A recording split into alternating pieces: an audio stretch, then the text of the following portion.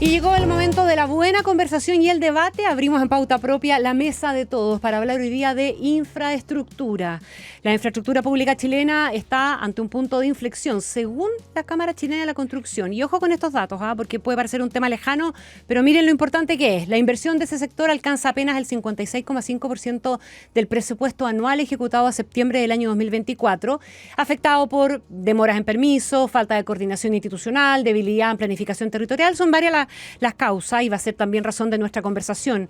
El sector de la construcción representa cerca del 7% del Producto Interno Bruto y sigue siendo motor del empleo, pero muestra síntomas de fatiga estructural, baja ejecución de obras públicas, centralización de las decisiones y desigualdad territorial. Hay regiones como Antofagasta o Magallanes que superan en inversión por habitante a zonas mucho más pobladas, comunas del centro-sur, que siguen estando rezagadas. Y a eso se suma la urgencia climática, que exige obras resilientes, sostenibles, con planificación a largo plazo. La advertencia parece estar bastante clara. Sin una agenda nacional de infraestructura sostenible, nuestro país arriesga perder competitividad y también beneficios en materia social. Y en ese contexto, los principales candidatos coinciden en que la infraestructura va a ser clave durante la próxima década, pero difieren en el rol del Estado, el modelo de gestión y el equilibrio entre crecimiento y equidad territorial. Para conversar de eso, estamos hoy día con encargados programáticos de candidaturas presidenciales, las que han liderado en el último tiempo las encuestas, y nos acompañan Clemente Pérez, abogado, expresidente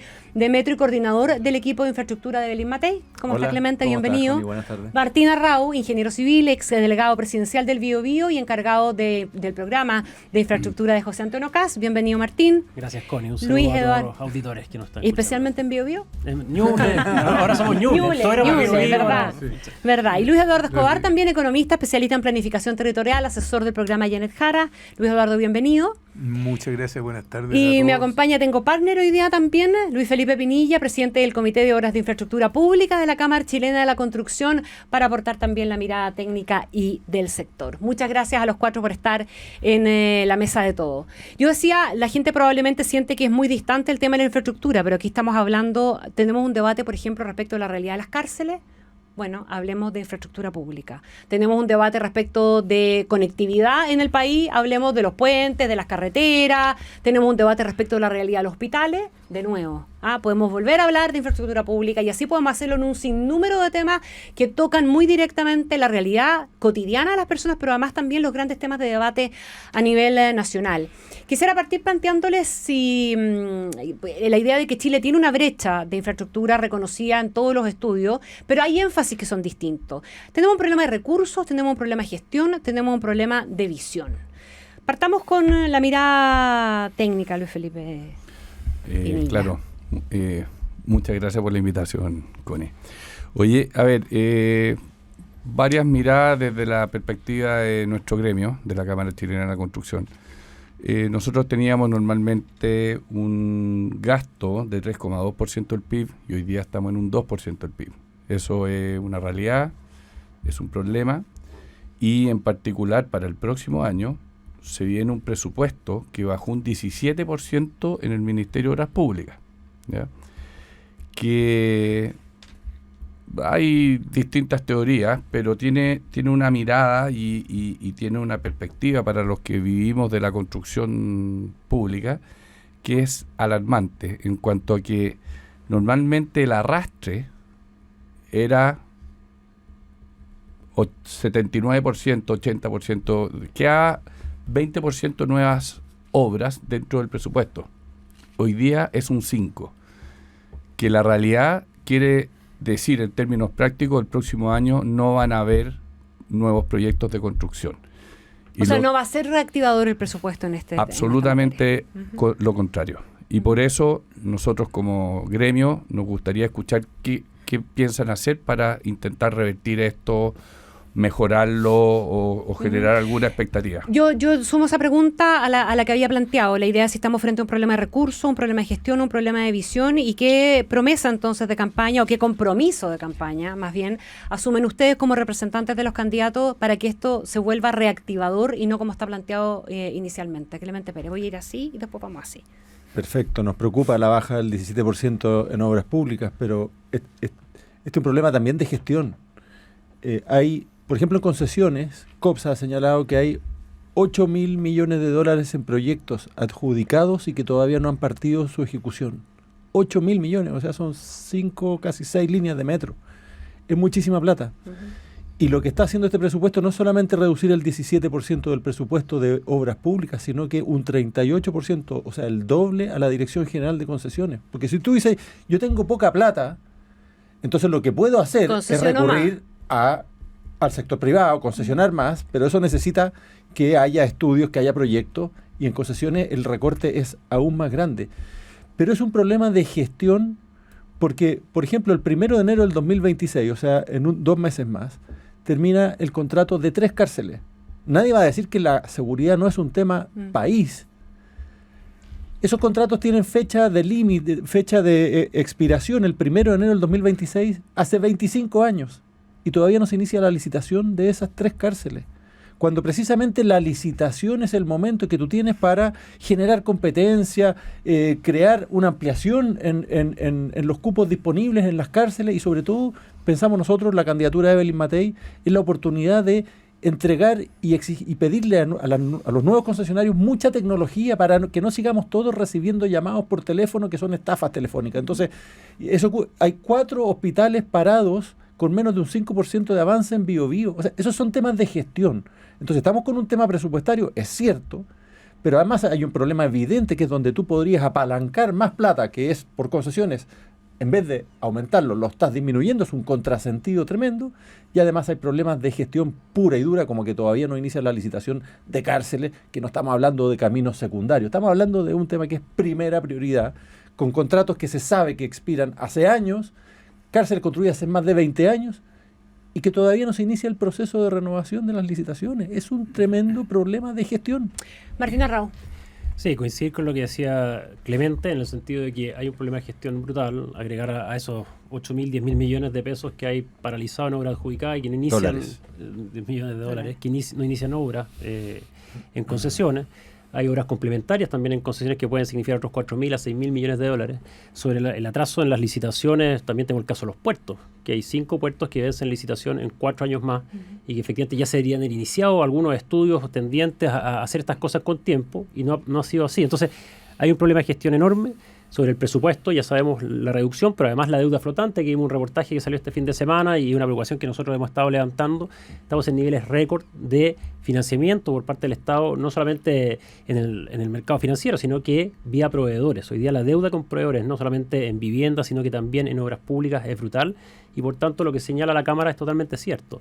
Ese 5% que quedaría disponibilidad es inexistente para el próximo año porque típicamente en la obra pública hay aumentos de costos, hay modificaciones de contrato y por tanto no va a haber posibilidad en este presupuesto, si llega a ser aprobado así, de iniciar nuevas obras. Y por eso lo que hay que hacer en primer lugar es destrabar. Nosotros lo que proponemos es crear un comité de nivel presidencial con los ministros para destrabar los 60 proyectos prioritarios que ya tenemos catastrados, de los que son con mayor inversión y mayor impacto en empleo. Eso es gestión. Pero además, efectivamente, en este gobierno se han contratado a 1.600 funcionarios en obras públicas. Pero el nivel de ejecución promedio en estos años es cerca del 84%, siendo que históricamente Obras Públicas ejecutaba el 100% de su presupuesto. Entonces hay que hacer mejor gestión, hay que reforzar los equipos precisamente donde hay acuerdos público-privados, porque ahí hay capacidad de financiarse vía sector privado, porque vía sector público claramente va a ser muy difícil con la estrechez fiscal que estamos enfrentando. Luis Eduardo Escobar, ¿comparte usted que este es un tema de gestión? A ver, yo creo que tú hablabas de visión al principio, de visión, gestión y recursos. Sí. Yo creo que los tres son importantes. Y yo creo que para gestionar algo primero tienes que decidir qué diablos es lo que vas a hacer. Y a mí lo que me llama la atención y nos llama la atención desde la campaña es que creo que no hemos tenido una visión país respecto de qué es lo que queremos lograr en materia de infraestructura. Entonces, esto, como no hay una visión, en consecuencia no hay un compromiso, y en consecuencia no se hacen todas las licitaciones que se deberían hacer, no se adelantan los estudios, no se pone la suficiente presión desde parte del gobierno central sobre alguna de las instituciones que son las encargadas de dar los permisos y de hacer las evaluaciones ambientales para que estas cosas se hagan a tiempo y en consecuencia van quedando rezagadas y ocurre lo que estamos viendo. y esto me ha tocado verlo en muchos países del mundo, porque yo trabajaba en el Fondo Monetario Internacional tratando de reorganizar las finanzas públicas de países, especialmente en América Latina. Y lo que uno constata es que cuando no hay visión, cuando no hay compromiso, cuando no hay gestión, lo que ocurre es lo que estamos viendo en el presupuesto del próximo año. Una disminución de 17% en la inversión programada porque eso, como tú decías al principio, la gente cree que no importa porque no se nota. No se nota que uno dejó la carretera media abandonada. Y es gran parte de lo que se hizo en la década del 90 fue recuperar el abandono de la infraestructura que dejó el gobierno militar. Entonces, la Ruta 5 era intransitable en 1990. Entonces, empezar a abandonar las obras de infraestructura tiene un alto costo social y nos impide proveerle a la gente los servicios que están demandando. Es interesante el punto de la visión, que lo hacíamos al comienzo y lo tomas tú, Luis Eduardo. Quiero plantearle a Luis Felipe Pinilla y abrir otra ronda corta con esto, porque ¿en qué momento? Porque este país tenía desde los años 90, en la época del Ministerio de Obras Públicas que inició las concesiones, Carlos Hurtado, luego Ricardo Lago, etcétera, que las concesiones eran la gran vía para solucionar el problema de escasez de recursos que tenía el Estado y para apurar también la construcción de obras y garantizar entonces también con bastante conciencia del impacto social que tenían todas esas obras. ¿En qué momento se jodió la infraestructura en Chile, digamos, verdad? Por esa falta de visión. Se nos cortó la visión, porque ahí también se empezaron a mezclar discusiones ideológicas, el factor de defensa del medio ambiente y un montón de otras cuestiones más que probablemente contribuyeron a ir trancando esa máquina, ¿o no? Sí, claro. A ver, aquí la palabra clave yo creo que es asociación público-privada, como lo han mencionado todos. Hoy día tenemos... Pero antes, por mucho tiempo eso estuvo absolutamente claro, pero después vino un momento en que se puso en duda. Hoy día las cifras que nosotros tenemos es que se están gastando 700 millones de dólares al año, cuando deberían ser 5.000. Y ahí está la brecha grande. Esa es la gran brecha. Ahí es donde nosotros creemos y esperamos que el esfuerzo esté en aumentar ese gasto. Hoy día, en el corto plazo, se pueden gastar 6.000 millones de dólares en las ampliaciones de las concesiones existentes, las terceras vías, los puertos, todas las concesiones, las cárceles, que todos sabemos que están venciendo sus plazos, y es inexplicable para nosotros que no estén acordados los contratos de renovación o nuevas licitaciones como debería ser. Y ahí, no sé, a mí me encantaría escuchar qué es lo que ven ustedes en el corto plazo como acción para reactivar esto. Eso. Sí, retomemos eso porque no quedó bien respondido en la ronda anterior. Vamos hacia ahora. Bueno, a ver, Luis Eduardo Escobar. Yo creo, Luis Felipe, que hay que tener harto cuidado con el corto plazo, porque sí, es cierto, hay cosas que uno evidentemente puede hacer en el corto plazo, pero aquí hay una caída significativa en lo que ha sido la inversión pública y privada, digamos, en infraestructura, que tiene que ver con cosas que van más atrás, que tienen que ver con la visión. ¿Por qué se abandonaron las concesiones? ¿Por qué hoy día las concesiones que llegaron a representar más de un punto del PIB, hoy día son como un cuarto de punto del PIB? Porque creo que no ha habido convicción sobre la importancia que tienen las concesiones. En parte porque han habido problemas también con las concesiones. Esta cosa no es que no haya pasado nada con concesiones durante los últimos años. Han habido quejas por las altas tarifas. Las concesiones han resultado mucho más rentables de lo que se imaginaron al principio. No ha habido disposición de parte de los concesionarios para volver a conversar sobre esos temas. Entonces, todo eso ha ido confluyendo a una situación en la cual estamos trancados. Entonces tenemos que resolver esto, y nosotros en la campaña lo que estamos proponiendo es que estas cosas se resuelven conversando, sentándose en una mesa. Ahora, pero caminar y masticar chicle al mismo tiempo es posible. Se puede conversar eso, pero también se pueden ejecutar acciones de corto plazo que den una señal de reactivación, ¿o no? Sí, claro, pero creo que Clemente lo plantea al principio. O sea, si tú hoy día quieres estás pensando en un proyecto, te vas a demorar como 3 o 4 años en los puros estudios. Y entre que tú concibes el proyecto y que vas a tener algo funcionando, lo más probable es que pasen como 10 años. Entonces, en el corto plazo lo que hay que hacer es que hay que empezar a movilizar la institucionalidad para decidir qué es lo que queremos hacer y hacerlo lo más rápidamente posible. Martín Raúl. Sí, a tu pregunta de cuándo fue cambiando esto, efectivamente. Hace algunos años Chile invertía entre 4 y 5 puntos del PIB en infraestructura pública, o cerca de 4. Hoy día no llegamos al 3, depende de cómo lo calculemos. Y eso fue porque efectivamente se metieron dos factores, la ideología y la permisología, ¿ya? Ejemplo, Bachelet 2, cuando sale, ella paraliza hospitales que están vía concesión de obra pública y lo hace por obra directa, ¿ya? Entonces ahí efectivamente hubo una ideología que está en contra de esta concesión, en el modelo de hospitales al menos, y paraliza obras. Y eso fue pasando. Y no fue pasando, y ahí discrepo con Luis Eduardo, porque haya habido problemas con concesiones, los contratos. Si los contratos los fija el Estado es quien licita, y este mismo gobierno del presidente Boric ha sido bien efectivo en adjudicar contratos, contratos que me imagino que el Estado estará de acuerdo en lo que está licitando y adjudicando. Pero el problema es que el único indicador que se ha usado en el último tiempo respecto a las concesiones ha sido la adjudicación y no el inicio de obra. Y es por eso que hoy día tengo un stock de $10.000 millones, $8.000 millones en obras adjudicadas que no logran iniciar. Antes pasaban meses desde que se adjudicaba hasta que iniciaba obra, hoy día pasan años. Ese es el problema, que tenemos una permisología agobiante y nosotros desde las propuestas de José Antonio Kast tenemos un listado largo de cómo reducir esa permisología, haciendo modificaciones reglamentarias en la 19.300, las causales de ingreso a estudios de impacto ambiental, modificando el Consejo de Monumentos para que las decisiones que se tomen sean con responsabilidad administrativa y no por parte de los consejeros, incrementar y potenciar las prioridades presidenciales para que no solamente aceleren dentro del proceso de evaluación social de proyectos, sino que además permitan saltarse otras restricciones en obras que sean realmente importantes y urgentes para el Estado. En fin, tengo un listado muy largo de cómo acelerar esa permisología, pero coincido en que falta esa visión país, falta esa visión de largo plazo que logre saltarse ciertos ciclos políticos y que hayan obras de Estado que trasciendan a los gobiernos. Y ahí tenemos también propuestas respecto a algo que ha planteado el CPI y la Cámara, que efectivamente un consejo un poco más arriba que monitoree y que nos ayude a priorizar esas obras que son necesarias para el país, saltándonos estos ciclos políticos que muchas veces son dañinos para estas obras de Estado. Que es el mal de buena parte de las políticas públicas, ¿no es cierto? El corto plazo de la alternancia en los 4 años. Clemente Pérez,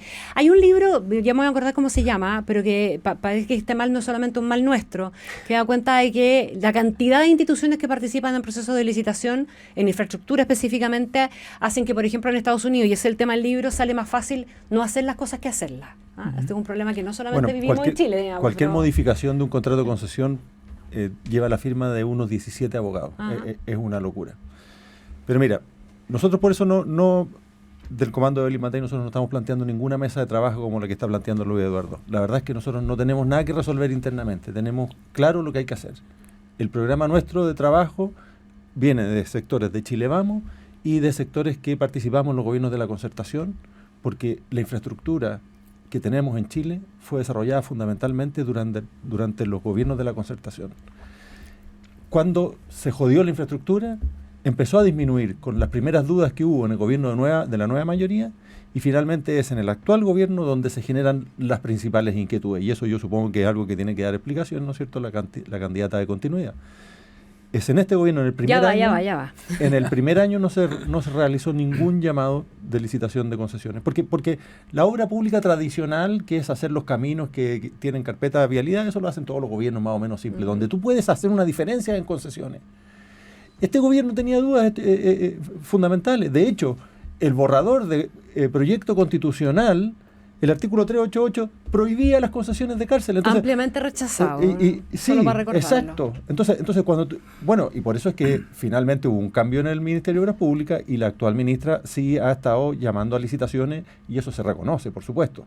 Pero estamos con estos 8.000, 9.000 millones de dólares de proyectos que no han podido partir. Pero esa es la consecuencia de que tú no creías en el mecanismo y que lo paralizaste y que lo estableciste en la Constitución para que los próximos gobiernos tampoco lo pudieran reactivar. Y por eso es que están venciendo los contratos de las cárceles y ni siquiera se ha reiniciado la licitación, porque hay dudas ideológicas al respecto. Entonces, para eso tú necesitas una mesa de trabajo, para convencer a los tuyos de que este mecanismo puede ser bueno, porque el ministro de Seguridad está diciendo que va a construir una cárcel que todavía no parte, que no hemos tenido nuevas señales, y sería a través del mecanismo de concesiones. El mismo gobierno que antes había planteado sus dudas, reparos, de carácter constitucional a este mecanismo. Clemente Pérez, preguntémosle directamente a Luis Eduardo Escobar. ¿Cree la candidatura de Janet Jara en el sistema de concesiones, en profundizarlo, en extenderlo, en ampliarlo o como quiera definirlo? Sin duda que sí. Nosotros creemos... Sin duda no, porque aquí hay dudas, por eso la pregunta. Bueno, las dudas son de Clemente, no son de nosotros. O sea, nosotros no nos podemos hacer cargo de las cosas que está haciendo este gobierno. Nosotros, si llegamos a estar en el gobierno, vamos a hacer un gobierno distinto y hemos planteado cosas... Ya, pero si hay que hacerse cargo de que esta es una candidatura oficialista. Hemos planteado cosas bien distintas a las que se habían planteado inicialmente por este gobierno. Nuestro programa no tiene nada que ver con el programa que presentó inicialmente el presidente Boric. Ahora, el presidente Boric, después del fracaso de la propuesta constitucional que él apoyó, y que Janet Jara apoyó también. Sí, claro, y que apoyaron mucho los partidos que están en la coalición actual, cambiaron de punto de vista y se adoptaron políticas que son distintas, y por eso que, como bien menciona Clemente, la actual ministra de Obras Públicas tiene una lista de proyectos que se van a licitar sobre todo el próximo año. Uh-huh. Entonces, nosotros queremos seguir adelante con eso, creemos que la inversión es fundamental, hemos insistido en eso desde el primer día en el programa de Janet Jara, y una parte muy importante de la inversión general tiene que ver la complementariedad de las obras públicas con las obras privadas. No sacamos nada con tratar de invertir en el sector privado, que realiza el 80% de la inversión de este país,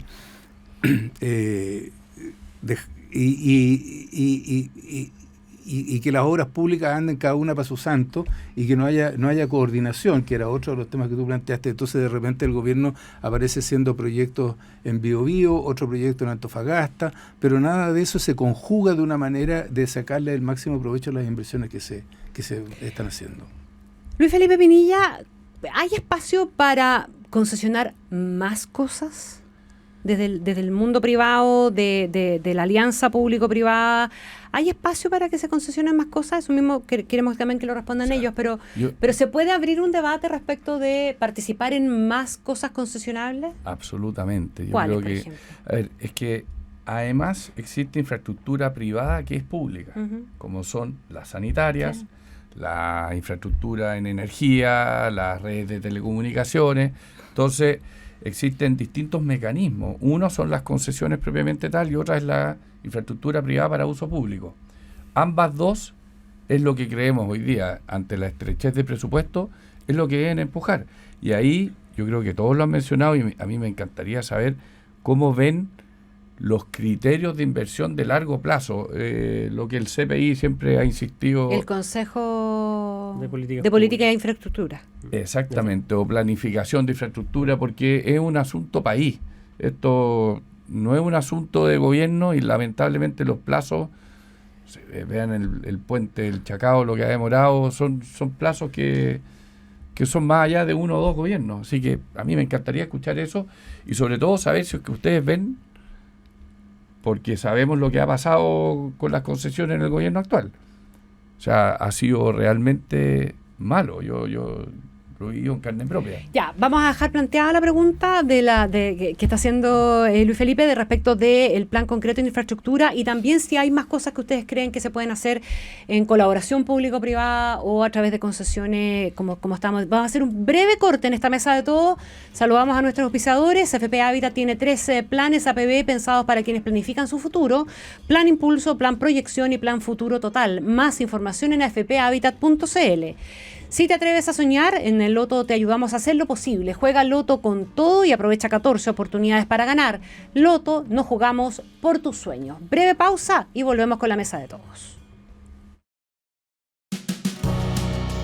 Seguimos en la mesa de todos, hablando en esta oportunidad de infraestructura, junto a Clemente Pérez del comando de Limatei, y a Martina Rau de la candidatura de José Antonio Kast, a Luis Eduardo Escobar de la candidatura de Janet Jara y también junto a Luis Felipe Pinilla de la Cámara Chilena de la Construcción. Habíamos planteado la proyección que hacen las candidaturas, ¿verdad?, para una reactivación particularmente en materia de infraestructura y también, pero con cosas concretas, como pedía Luis Felipe, pero además también si ustedes creen posible aumentar el catastro de cosas concesionables o de colaboraciones público-privadas con este esquema como el de las antenas celulares, que es propiedad privada de uso público finalmente.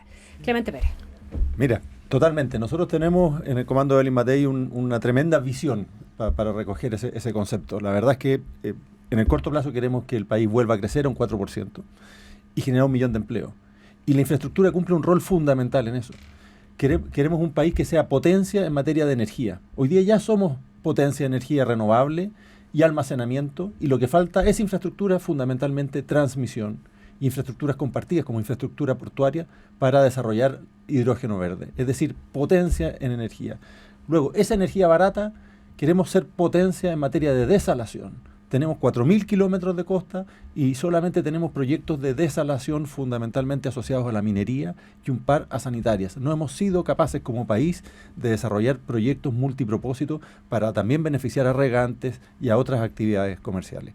En tercer lugar, queremos ser potencia como un hub tecnológico, que aquí haya muchos data centers. Hoy día se han desarrollado algunos, pero eso tiene un enorme potencial, de nuevo, también sobre la base de infraestructura, bajo riesgo país y energía barata.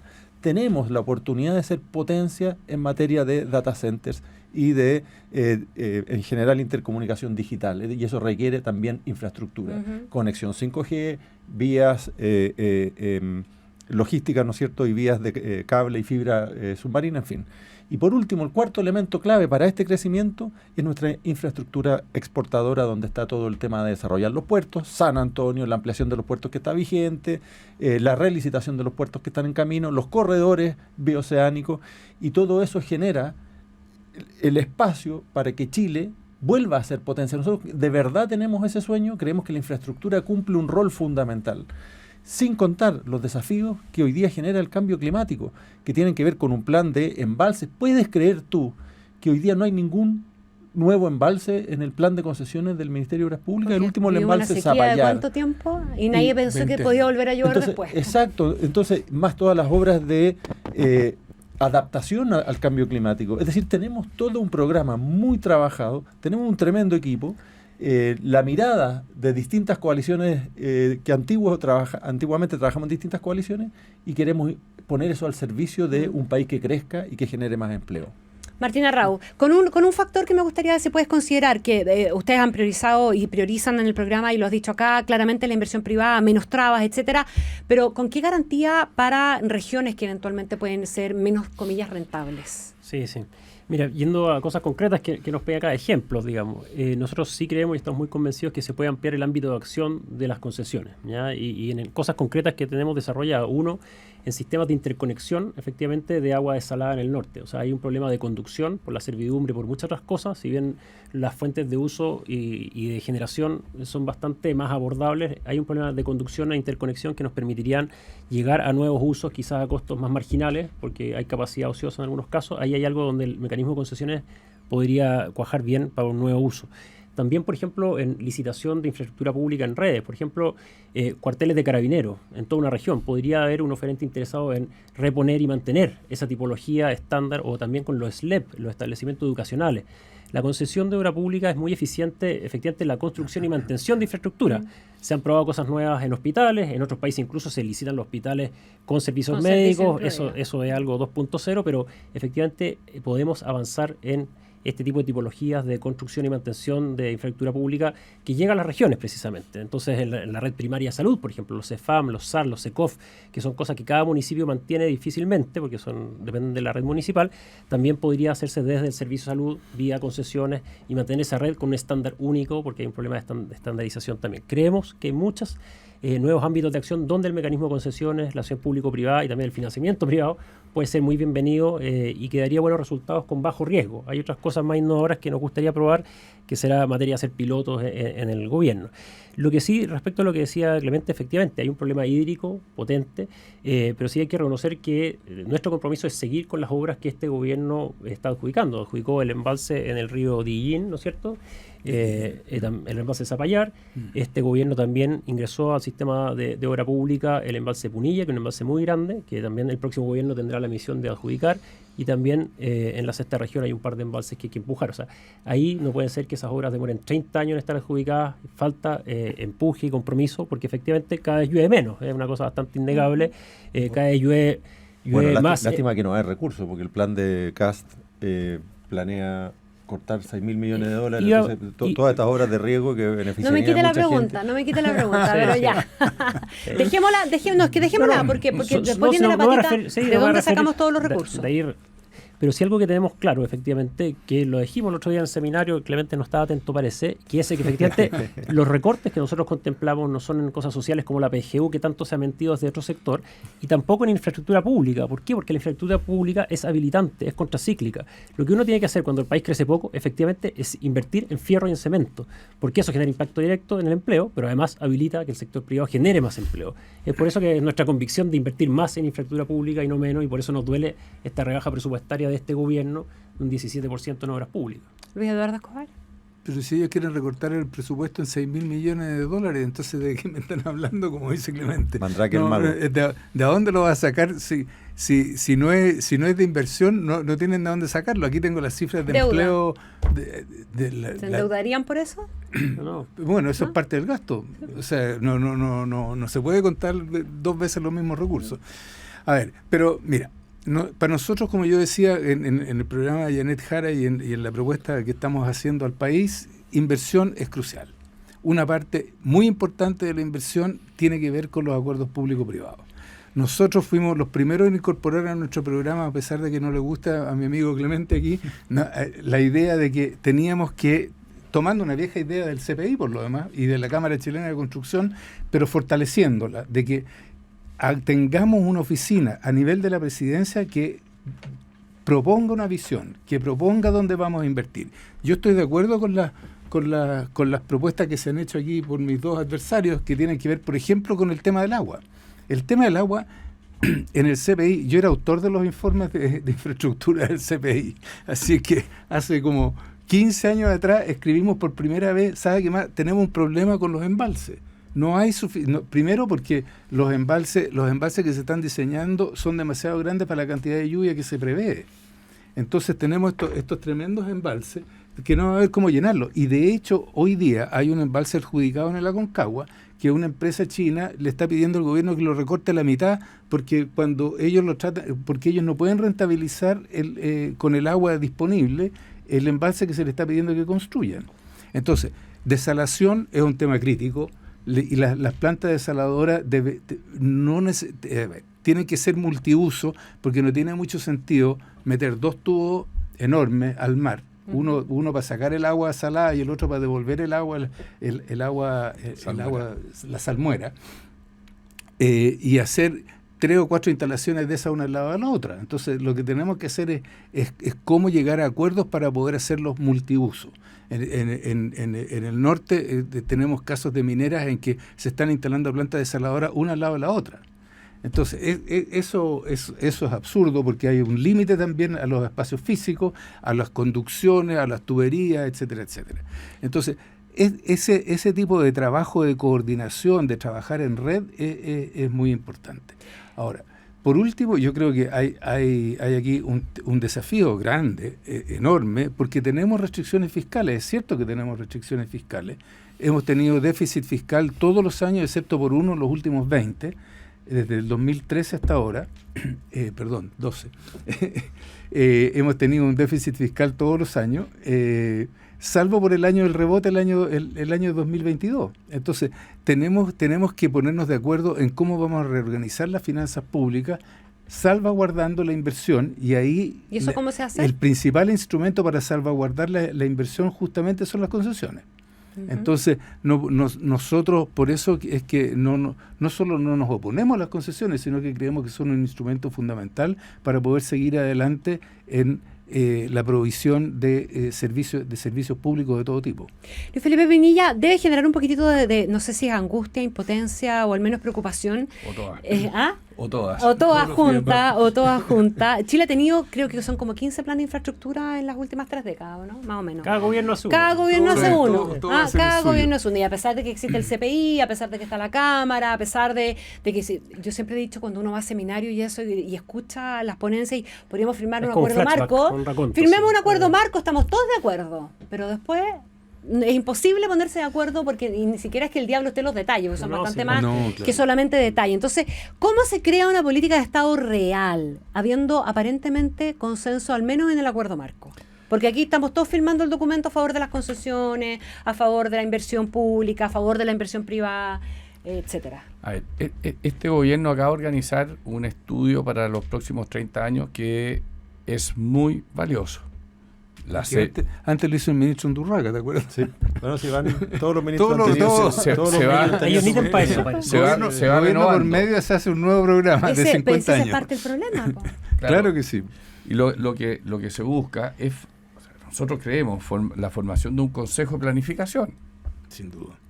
Y ese consejo de planificación no tiene que ser político del gobierno de turno. Correcto. Entonces el desafío es cómo hacerlo y todos dicen siempre lo mismo, pero nunca se ejecuta.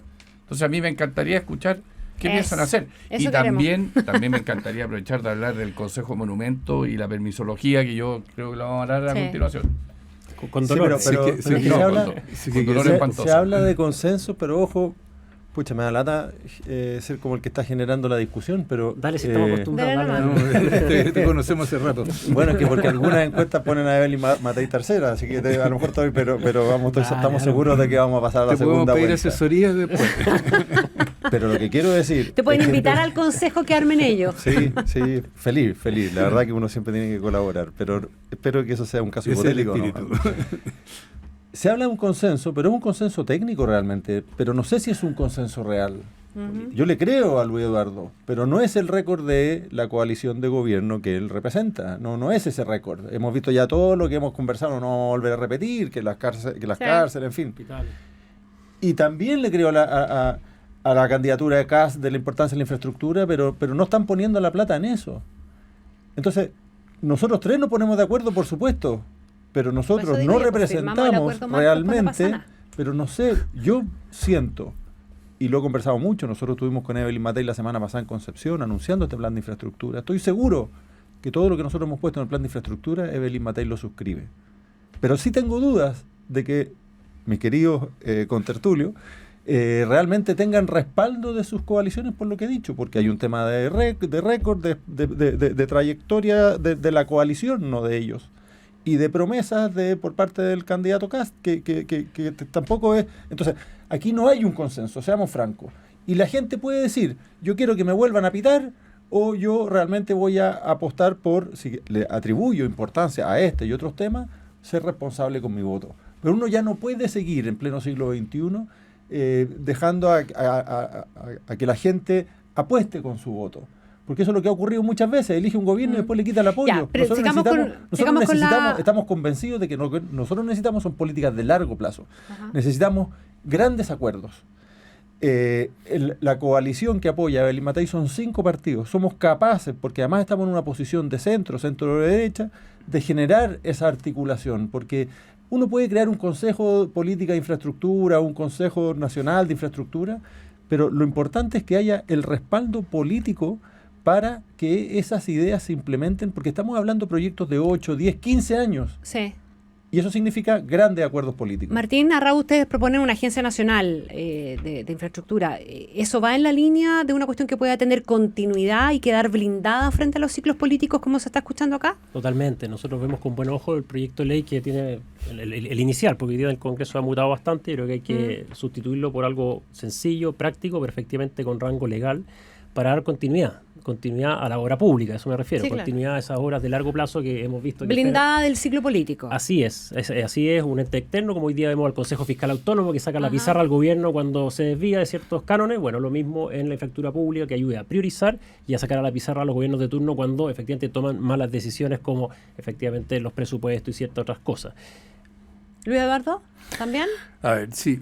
Quiero reservar los últimos minutos para hablar de permisología. A mí lo que me llama la atención es la posición de Clemente, que habla como si acaso nunca hubiera estado en el gobierno. O sea, yo no quise entrar en el plano político, pero... Era parte de la pública y en el metro. En los gobiernos de la concertación fue cuando más se invirtió en infraestructura. Y los partidos de la concertación están en mi coalición.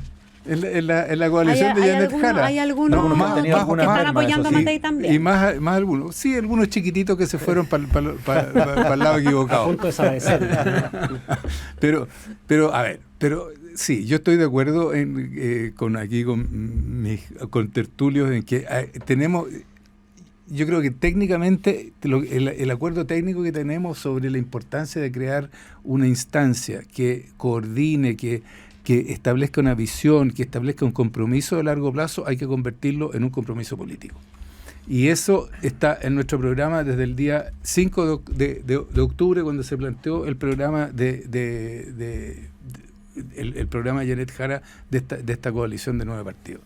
Entonces, nosotros sí vamos a invitar a los representantes tanto del sector privado como de los trabajadores y de las universidades y centros de investigación a ayudar a crear esa institucionalidad. Y está dentro de nuestras primeras medidas en los primeros 100 días el compromiso de llamar a crear esa instancia, porque creemos que es fundamental darle una mirada a largo plazo. El mejor ejemplo que tenemos en Chile de mirada de largo plazo es el metro, del cual yo fui director y tú fuiste presidente. Exactamente. Entonces, yo fui presidente del Puerto de Valparaíso y seguimos adelante con un proyecto que venía de antes de nosotros, incluso antes que el directorio anterior.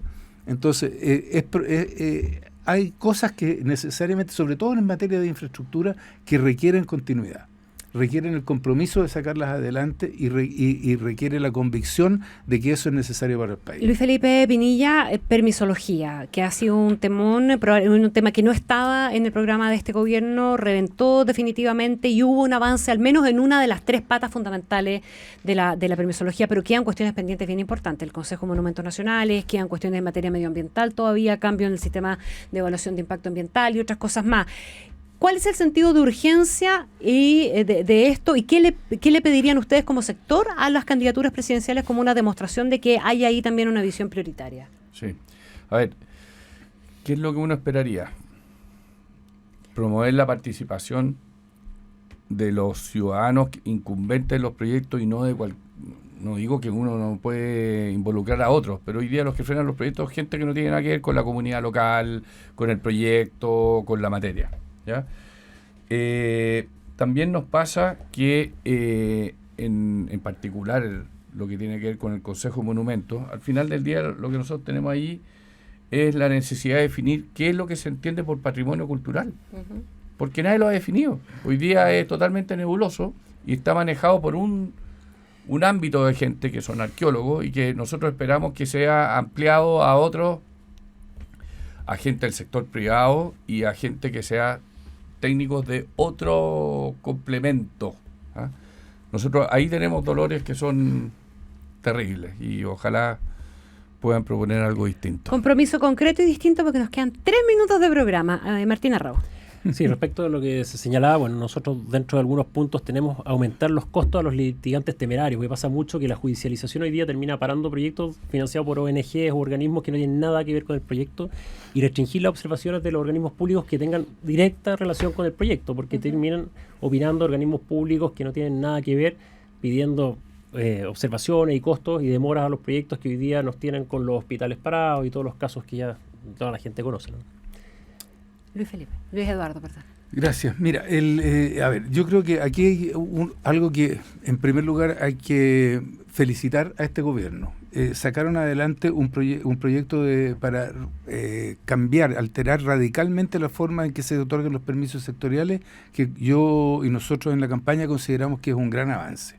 Y en ese sentido lo que se hizo en el Ministerio de Economía, nosotros lo queremos seguir ejecutando, crear la oficina que se ha armado ahí, que tiene que ver con una revisión constante de la permisología sectorial por obligación legal.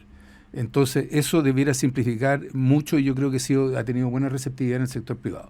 Nos falta, y es otro compromiso de campaña, revisar a fondo el sistema de evaluación ambiental. Yo creo que Valentina Durán, que ha estado superintendente, ha hecho una tremenda pega, ha sacado adelante proyectos que parecía que no iban a poder salir adelante y ella ha logrado empujarlo, pero no tiene el apoyo institucional. Entonces se requiere una modificación sustantiva del sistema de evaluación ambiental y ahí hay 2 cosas que hay que cambiar de entrada y en eso yo estoy de acuerdo con Luis Felipe. los criterios de admisibilidad. ¿Quiénes tienen derecho a participar de este proceso? En el Tribunal de la Libre Competencia eso está absolutamente claro y creo que es un buen ejemplo del tipo de cosas que podríamos considerar para el sistema de evaluación ambiental.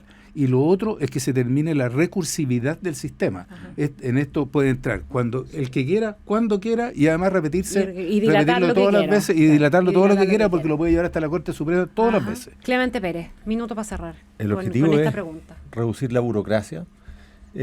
Tenemos varias propuestas, una ley corta que va a establecer plazos a una serie de servicios que hoy día no tienen plazos. Y bueno, tenemos un conjunto de otras reformas que van en la línea de reducir, porque aquí, seamos francos, aquí no hay una discusión entre desarrollo y medio ambiente. Hablamos de 26 desaladoras y todavía no existe una norma de emisión de salmuera, por ejemplo. O sea, si uno quisiera dar las discusiones de fondo, las podríamos dar. El problema es que el sistema de evaluación de impacto ambiental no está dando las discusiones de fondo. Queremos revisar las guías. Hay miles de papeles en guía que no tienen una legitimidad democrática necesariamente. Los estándares se establecen por el Consejo de Ministros y todo el procedimiento de normas de emisión y normas de calidad. O sea, en materia de permisos vamos a hacer una reforma importante, pero solamente los titulares. También queremos aumentar la competencia en las licitaciones. Ahí hay un tema relevante para que también la Cámara de la Construcción también recoja el guante en ese sentido, que tiene que ver con los incentivos para que las empresas participen. Y en último lugar, no último de importancia, a lo mejor en primero, mejorar la relación de los desarrolladores de proyectos con la comunidad. Creemos que es un tema clave, tiene que ver con la inserción social de los como proyectos. Antagonistas permanentes. Exacto, participación ciudadana temprana, en fin. Hay un programa, porque si uno pone solo el énfasis en reducir plazos en proyectos que tienen oposición de la comunidad, no va a llegar a ninguna parte. Quiero darle las gracias a todos por participar en esta mesa de todo. Luis Felipe Pinilla, representante de la Cámara de la Construcción, Luis Eduardo Escobar, de la candidatura Janet Jara, Martina Rau, de la candidatura de José Antonio Casi, Clemente Pérez, de la de Evelyn Matei. Muchísimas gracias por estar en esta mesa de todos. Gracias a ti. Yo creo que dejamos instalado el bichito de la importancia de hablar de infraestructura del país. En segunda rueda nos vemos de nuevo. Tengo que saludar a nuestros auspiciadores. El saco de hormigón del Grupo TX es de papel ecológico que al contacto con el agua se hace parte de la mezcla. Grupo TX Eco-Friendly. Nos vamos, que tengan un excelente resto de la jornada. Chao, chao.